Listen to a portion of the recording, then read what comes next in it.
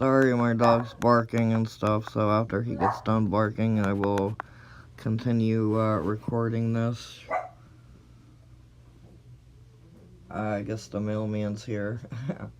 Welcome to the first biology and chemistry. I have studied chemistry and biology and physical and chemistry and organic biology science for years. I would like to give an introduction. I know calculus 1 and 2. I know kinetics.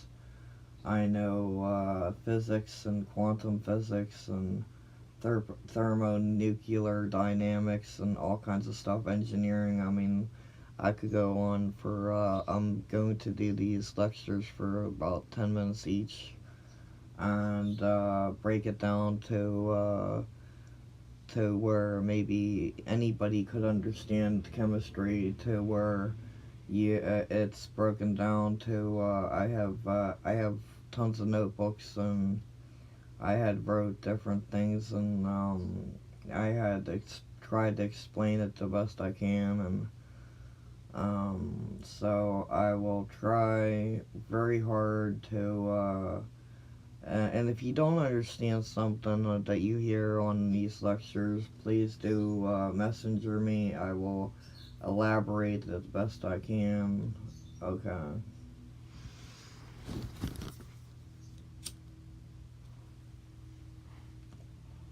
So, the characteristics of matter.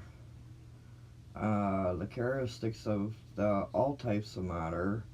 One has mass, takes up space, and or amount.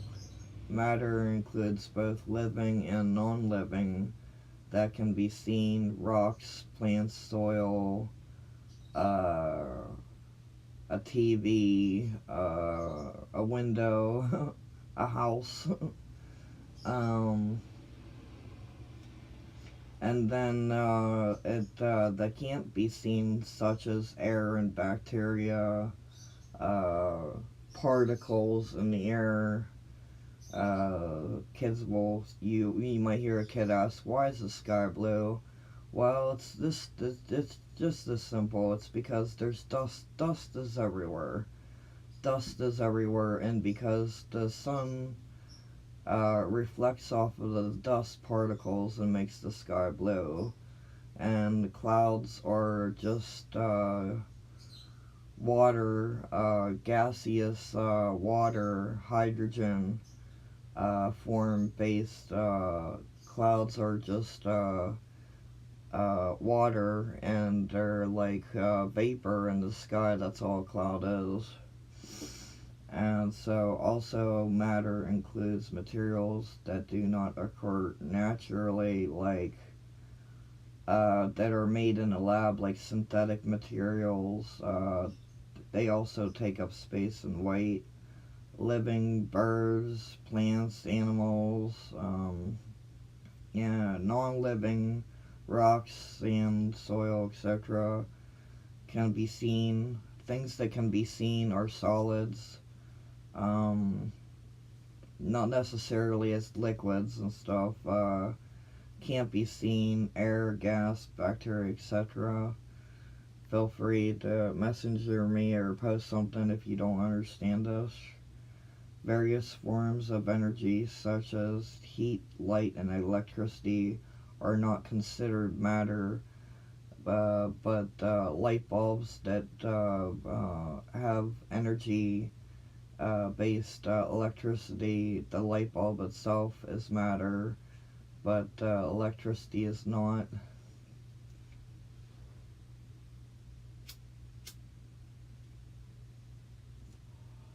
Uh, so, the universe is composed of matter and energy, and I am reading from one of my lecture notebooks that I have lectured many times with.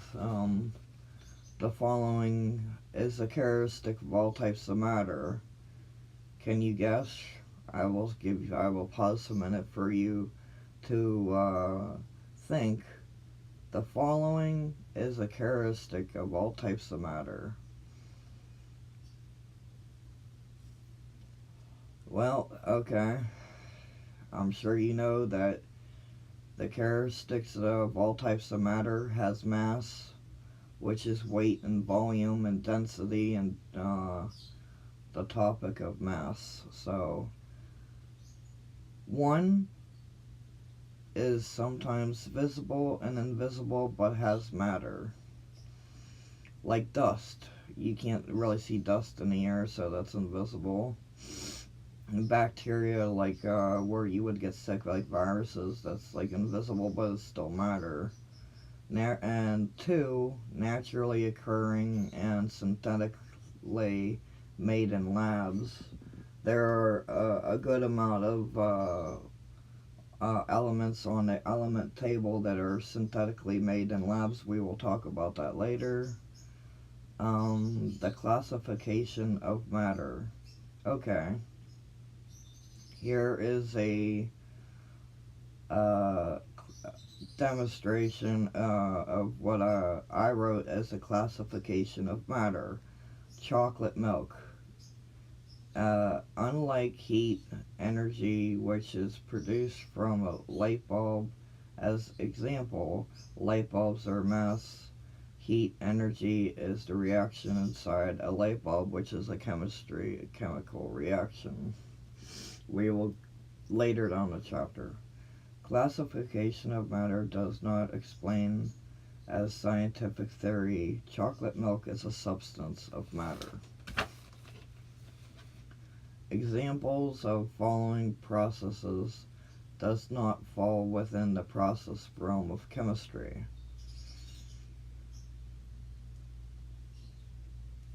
The detonation of an explosive. 2. Cooking a hamburger patty. 3. Production of a blood pressure medication.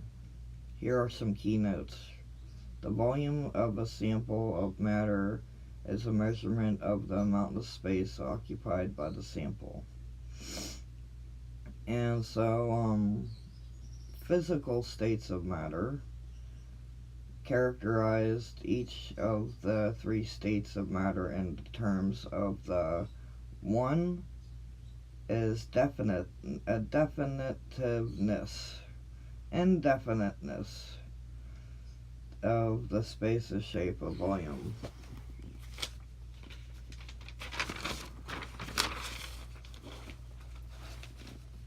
Physical states of matter. Fact. 3 states of matter exist. Can you guess? I'll give you some time to think about it.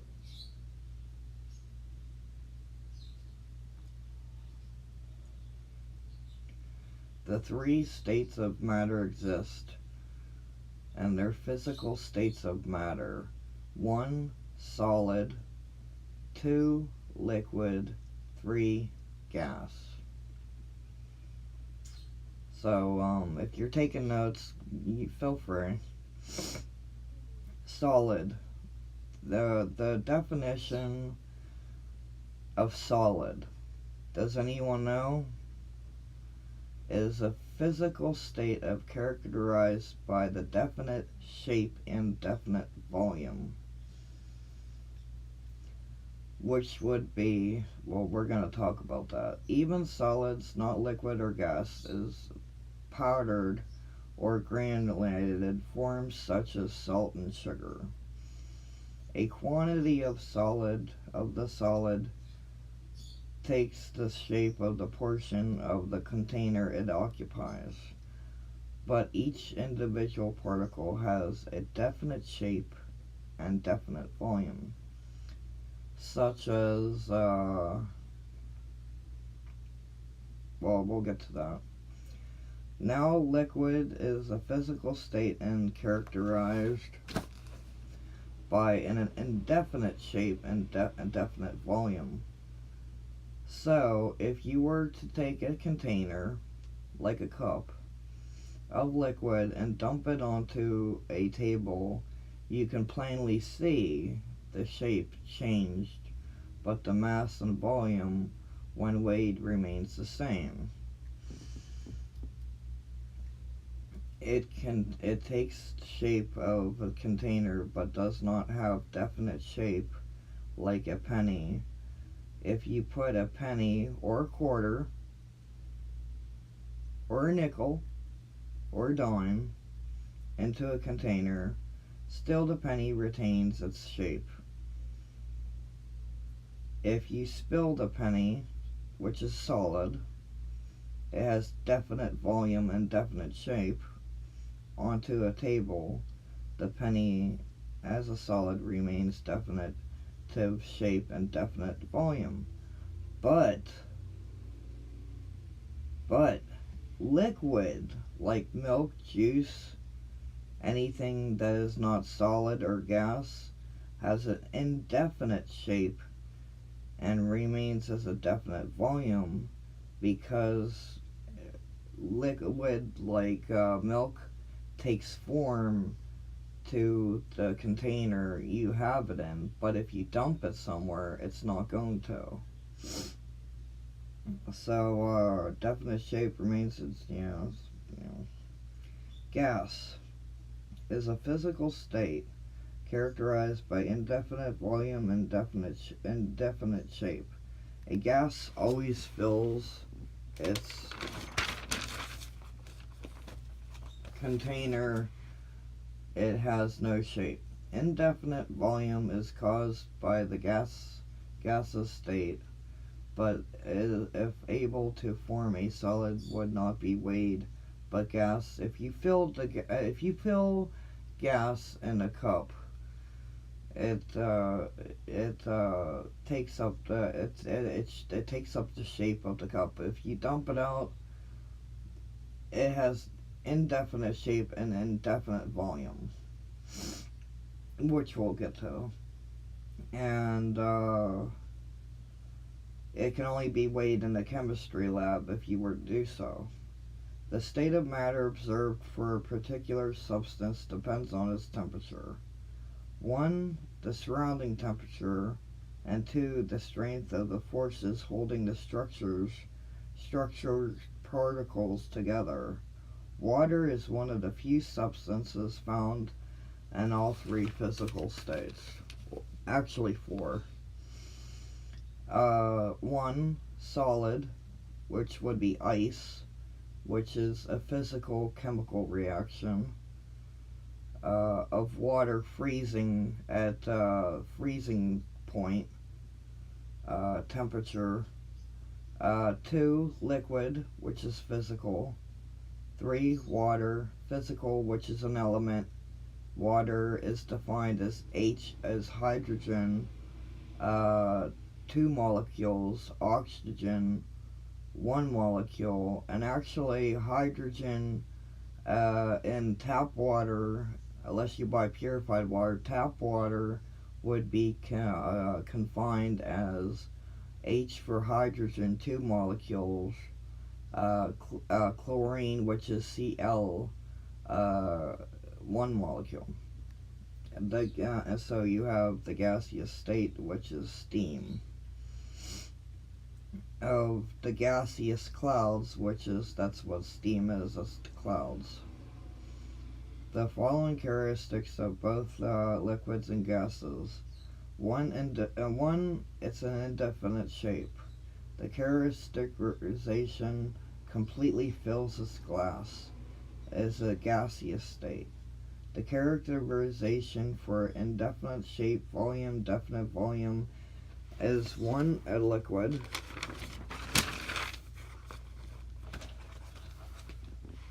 So I'm going to stop here before we get to the properties of matter, and I will probably upload audio, video, or something, link it to my YouTube, or post it right directly on there for education purposes. So before we get on to the next chapter of properties of matter and the explanations of such a thing, I will stop this because it is the recording is almost at 15 minutes. Thank you for listening.